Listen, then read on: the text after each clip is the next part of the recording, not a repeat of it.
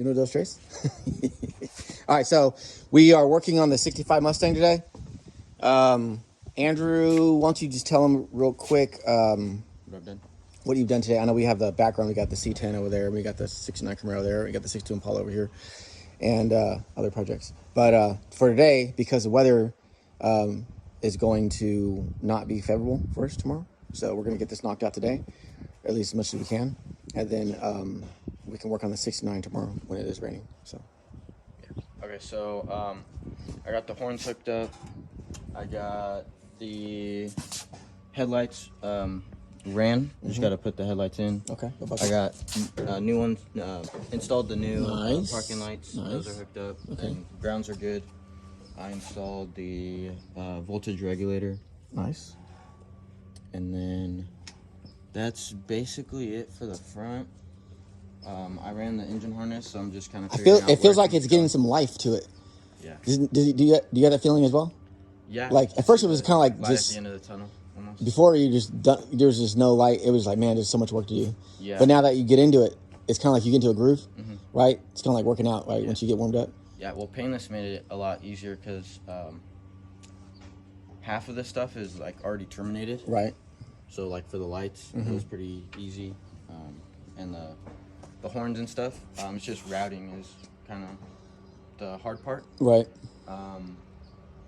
But the engine harness, all that, none of that's terminated, so I'll have to run that and terminate those and stuff like that. Right. For the coil and the choke and all that good stuff. The starter and all that stuff.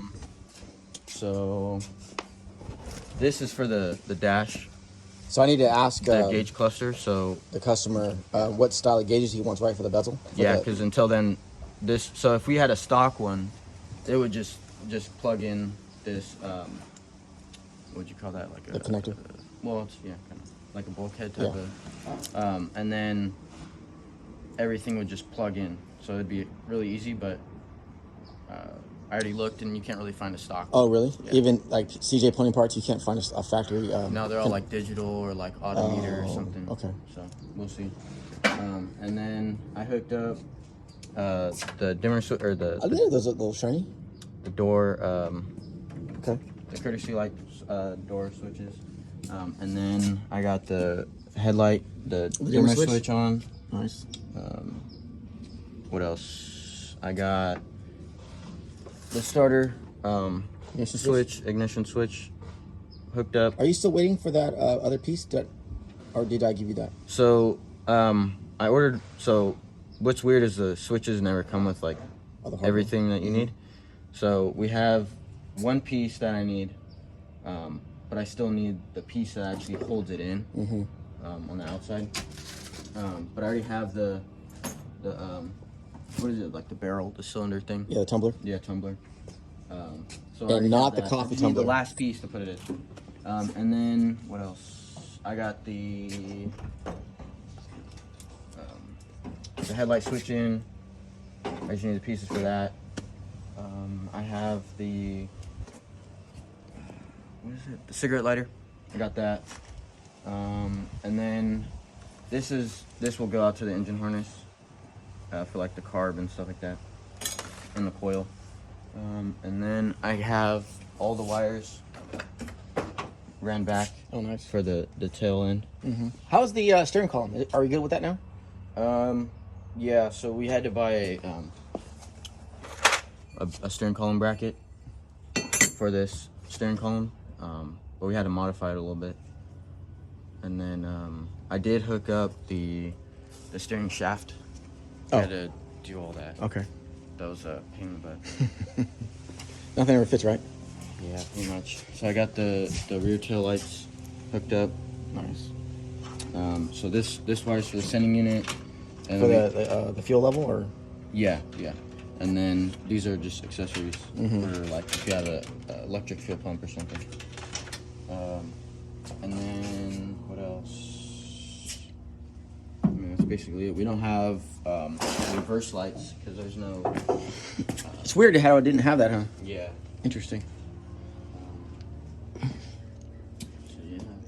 So we just need a couple more pieces for the dash, And then yeah, just the finishing pieces for the dash. I have everything for the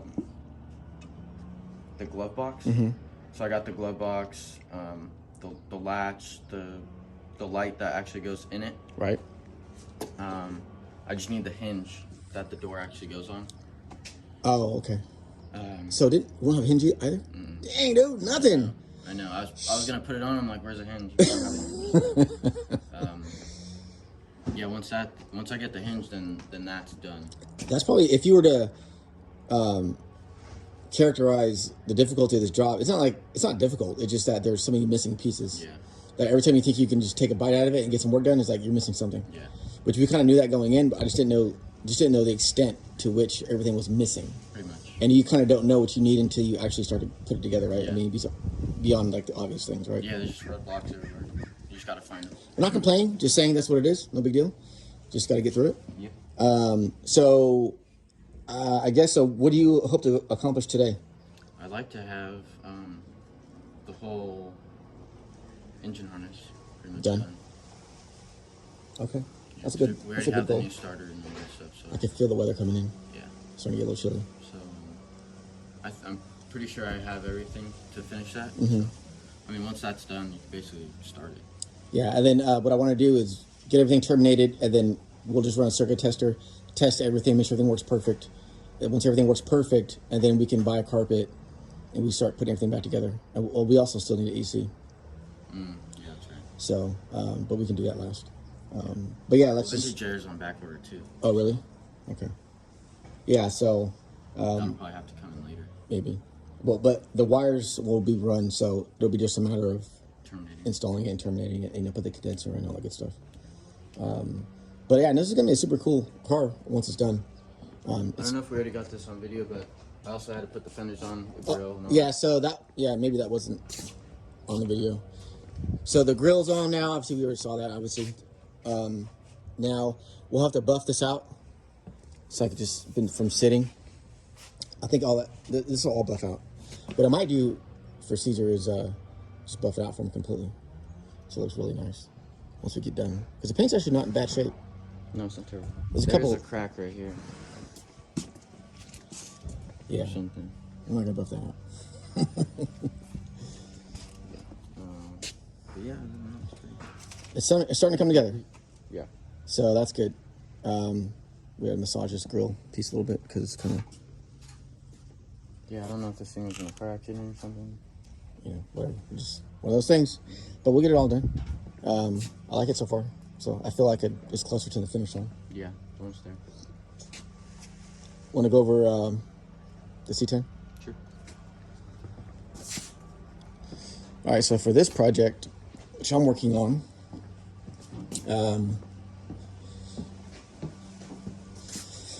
so we got the new oil pump installed with the pickup. It's a high volume style, and so that's ready to go. It's in place, and then I just need to. I've been prepping the front cover and the oil pan because it was pretty nasty. This truck is super clean, so I don't know if you can see here. It's a really nice truck, so it just kind of doesn't make sense to have parts dirty engine components, and even the exhaust. That we did is super clean, super nice. So I don't want to obviously neglect anything, even though we didn't initially intend to doing that. But we got the clutch in, transmissions in. Let me go over and show the what I've been doing for the oil pan. So I'm gonna do that now. I love how you're just doing this right on our walkway. What? It's not on the walkway. It's on the bucket. It's on the bucket on the walkway. So we can have nice things. No, we have really, really nice things. Nice oil pan. Gonna repaint it the same orange? Think you can do this? I know I can do it. What are you talking about? This is hard work here. It's gonna be like brand new. Yep.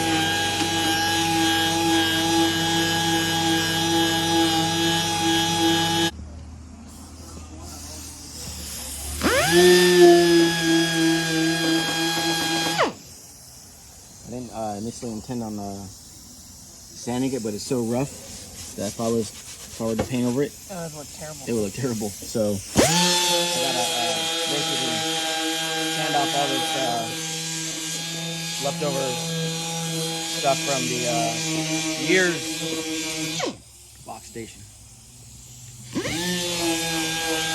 Rust and old paint job. I don't need it to be perfect. I just don't want it to. There's no point in doing all this if it doesn't look good, you know.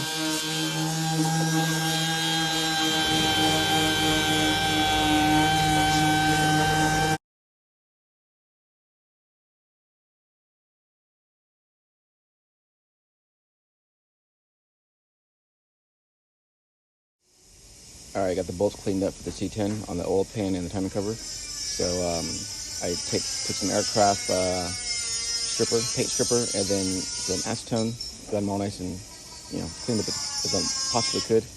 And then so I'm just going to spray them, primer them, spray them, and then we'll have good bolts to go with the pan.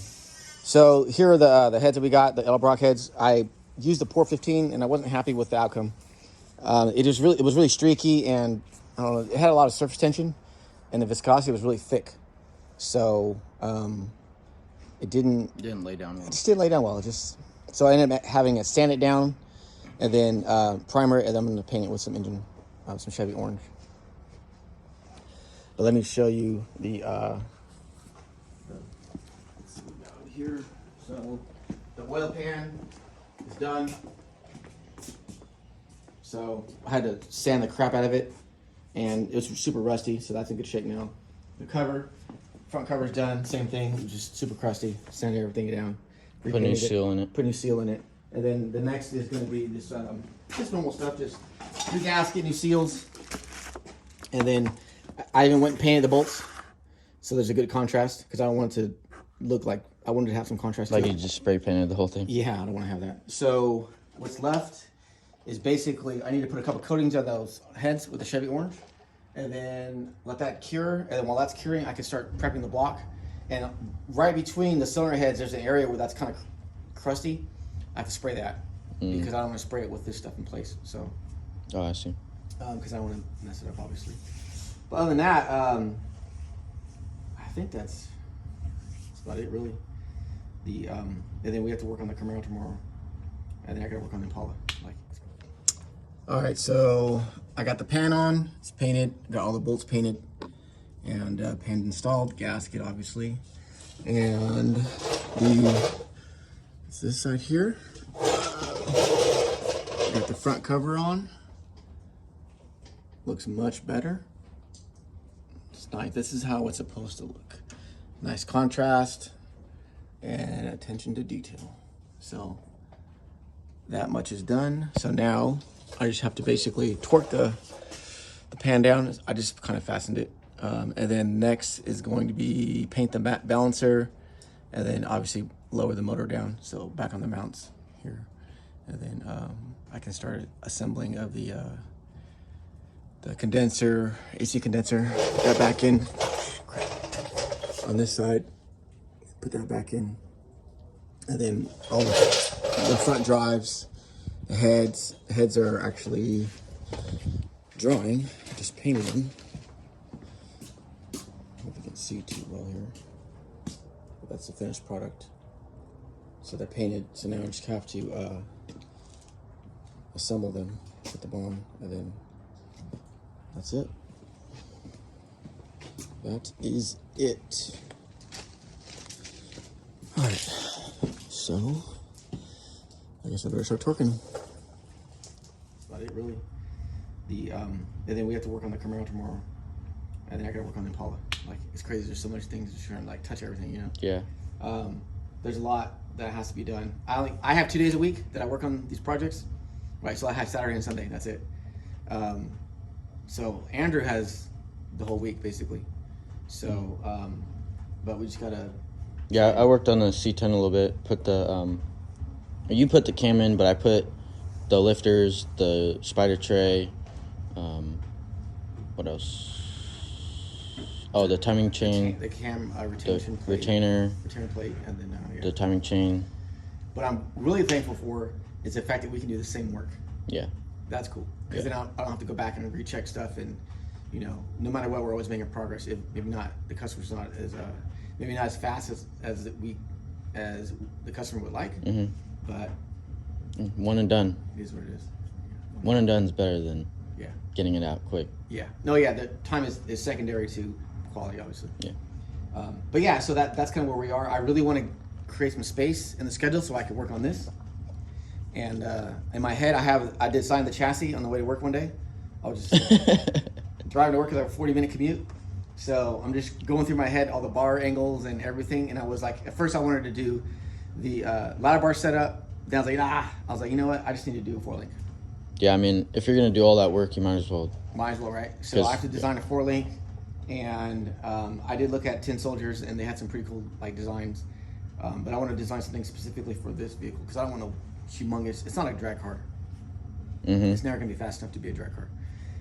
Because if I wanted to make a drag car, I would completely change everything. I'd put the motor all the way back, you know, do a bunch of different things. I'm never gonna change the outward appearance of the vehicle. So I'm gonna do as much as I possibly can to get it set up to get it to basically get the most traction I possibly can in this current configuration as far as between the frame rails and the 4-link. So and then I have to cut the axle down. I did find some wheels. So I'm going between, was it 3030 Motorsport? Is that what it was? Yes. Yeah, 3030 Motorsport, and then there was some billet specialties, and then there was the Torque Thrust 2s. I did go to America's Tire, and they called American Racing, and they could not change the hoop size, so they could only do an 11-inch wheel. We already have an 11-inch wheel, so I'm thinking like he was looking it up, and I was like, damn, dude. I was like, I can't do the same thing. I mean, they could change the offset, but I don't think that's enough. You know, so yeah, I won't get you a wider tire. I want to get like a 335 back there, right? Which I could put a 335 on an 11-inch wheel, on an 11-inch wheel, but I don't know how much it's going to bulge out. I don't know if it's going to look stupid or not. Yeah. So yeah. So because the sidewall's short too. Yeah. So it would look kind of good, I think. So I need to call a couple places tomorrow to see if I can get a bigger hoop, which I don't see why you couldn't, right? But they all stop at 11 inches. So ideally, I want a 13-inch rim. I think that's what I can get, and then that would make it worth it. So I'll put 11-inch rim, a 13-inch rim on a 335, which is the max size wheel you can use, with a 3-inch backspace, which would give me 10 inches of space between the face, the face of the rim and the outside lip. So I think that's called a positive offset. I think it's what it's called. Positive offset. Yeah. But yeah, so that's kind of, I want to create some space for that. But still, I got to get through all this other work first. Yeah. So, anyways, that is the update for today. So, all right, I guess that's. I did take the cross member out too. Oh, you know what? Why didn't you just say that earlier? I did. Well, I didn't say that earlier, but I was thinking it. It looks like Mater from Toy Story, or not Toy Story, Cars, right? Toy Story. Yeah, Cars. Where he's like, his wheels are cambered in. So Mater or Doc? No, Mater with a tow truck. Yeah. You know how he's always. Oh, I see what you're saying. So, anyways, I digress. So the frame is completely gone, or as far as not the frame, The cross member. the cross member. And the suspension. So it's getting prepped and primed for the BBC, and you got to box the frame, and then you have a complete tubular control arm and subframe. Yeah. That is on its way, and that is going to completely change the car. But the subframe is actually going to go in the Suburban. The old one, yeah. So let's go check out the subframe. I keep calling it the subframe. So it has the drop spindles, the springs, the QA1 shocks, the steering box. the springs, they're 3-inch. I think they're 3-inch drop springs. 3-inch. And then these, the spindles are also 3-inch drop spindles. So it's a 6-inch drop. So yeah, I think with a 22-inch wheel, I think that'll be good. Yeah. So this is going to go on the Suburban. When? I'm not sure. It's got the double adjustable shocks too, so. Yeah, no, it's going to be No really brand nice. new. This is like the piece of the puzzle that I was waiting for.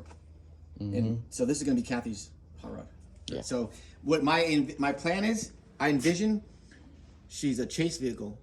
A chase vehicle? We go to Reno for Hot August nights, right? It's like, 150 miles, 130 miles away, whatever. You got your tools back there. And then once we get to Reno, we can park our cars, and if we want to go out to eat or do something, we can just all pile in because it seats 9. Yeah, that's a lot. And we can do it in style. Yeah. Right? Mm-hmm. I think it's pretty awesome. Yeah, it's pretty cool. And then you got your tools and jacks and just, not to say we need that stuff, but maybe someone else needs it. Mm-hmm. Right? So I think that'd be, that in my head, that's kind of what I have envisioned. And then she can drive it to work and, whatever. So Daily driver. Yeah. That's pretty tight. Right now it's just sitting. Yeah. All right, well, that's all I have for now. I think I felt the raindrop. Oh, really? Yeah. But you can put the easy up if you want. Okay. All right, that's it.